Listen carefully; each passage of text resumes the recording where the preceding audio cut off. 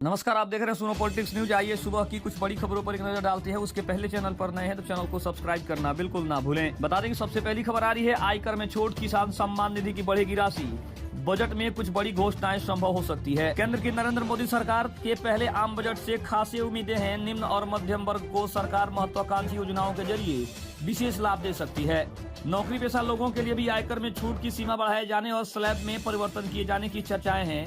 बदले हुए समीकरणों के बीच सरकार के लिए बजट सहयोगी दलों के अपने राज्यों की मांगों के चलते चुनौतियों से भरा भी हो सकता है। रुपौली उपचुनाव को लेकर लाठीचार्ज के विरोध में पुलिस से भिड़े मतदाता, डंडे से दरोगा का सिर फोड़ दिया। रुपौली विधानसभा उपचुनाव के दौरान भवानीपुर प्रखंड क्षेत्र के भंगड़ा मध्य विद्यालय के मतदान केंद्र संख्या 75 और 76 पर मतदाता और चुनाव ड्यूटी में तैनात पुलिस कर्मियों के बीच झड़प हो गई।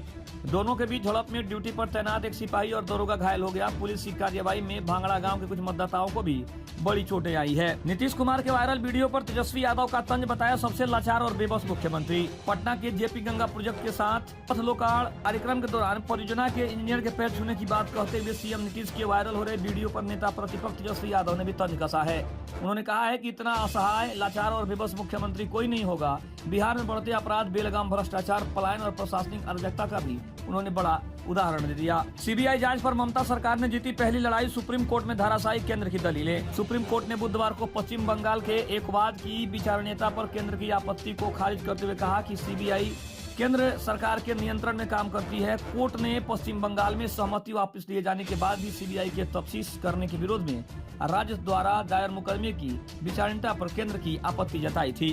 स्ट्रॉबेरी की खेती कर बिहार के किसान बढ़ाए आमदनी, नीतीश सरकार का भारी सब्सिडी का ऐलान सामने आया। बिहार के किसानों की आमदनी को बढ़ाने के लिए सरकार कृषि क्षेत्र में स्ट्रॉबेरी की खेती की गति तेज करने पर विचार कर रही है। कश्मीर, हिमाचल और उत्तराखंड में होने वाली स्ट्रॉबेरी की खेती को बिहार में बढ़ावा दिया जाएगा। कृषि विभाग और उद्यान निदेशालय ने पहली बार मुख्यमंत्री बागवानी मिशन योजना में इसे शामिल किया है। नीतीश कुमार का पावर बैलेंस या फिर संजय झा को संदेश, जदयू में मनीष वर्मा की एंट्री के मायने क्या हैं? पूर्व आईएएस अधिकारी मनीष वर्मा ने जदयू में शामिल होकर सियासी सफर का आगाज कर दिया है। मनीष सीएम नीतीश के गृह जनपद नालंदा से आते हैं, उन्हीं की जाति के हैं और उनके नाम की चर्चा सीएम के उत्तराधिकारी के रूप में भी होती रही है। जदयू में मनीष के एंट्री के आखिर मायने क्या हो सकते हैं, ये भी सबसे बड़ी चर्चा है। नदियों को सूखने से बचाने की नीतीश सरकार का ब्लूप्रिंट तैयार, जाने जल संसाधन विभाग की कार्य योजना क्या है? बिहार की नदियों को सूखने से बचाने का ब्लूप्रिंट तैयार हो गया है। जल संसाधन विभाग ने नदियों के सूखने की गंभीर समस्या से लड़ने के लिए व्यापक कार्य योजना तैयार की है। विशेषज्ञों और इंजीनियरों की पहल पर बनी इस योजना के कार्यान्वयन के बाद माना जा रहा है कि सूबे की नदियां जल संकट से नहीं जूझेंगी और न ही गर्मी के मौसम में सूखेंगी। बड़े पैमाने पर गड़बड़ी के सबूत नहीं, नीट मामले में केंद्र ने सुप्रीम कोर्ट में दायर किया हलफनामा। नीट पेपर लीक मामले में केंद्र की मोदी सरकार ने सुप्रीम कोर्ट में हलफनामा दायर किया है, जिसमें सरकार ने आईआईटी मद्रास के डेटा का हवाला देते हुए कहा है कि उसे परीक्षा में बड़े पैमाने पर गड़बड़ी के सबूत नहीं मिले हैं और वह दोबारा परीक्षा के समर्थन में नहीं है। कार्यालय छीनते ही पशुपति पारस ने उठाया बड़ा कदम, आखिर अब क्या करेंगे चिराग पासवान? सियासत भी तेज होने लगी।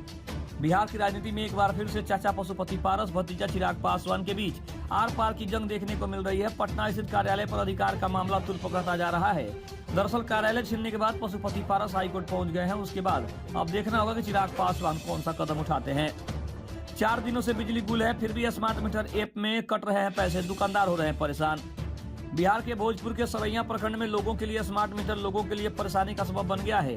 ग्रामीण इलाकों में बहुत लोगों के पास स्मार्टफोन नहीं है, जिसके चलते रिचार्ज करने में परेशानी हो रही है। इसके अलावा दूसरी सबसे बड़ी शिकायत ये आ रही है कि बिजली नहीं होने के बावजूद भी स्मार्ट मीटर से पैसे कट रहे हैं। तो बताने की ये थी आज सुबह की कुछ बड़ी खबरें। खबर कैसी लगी कमेंट में जरूर बताइएगा। तब तक के लिए धन्यवाद।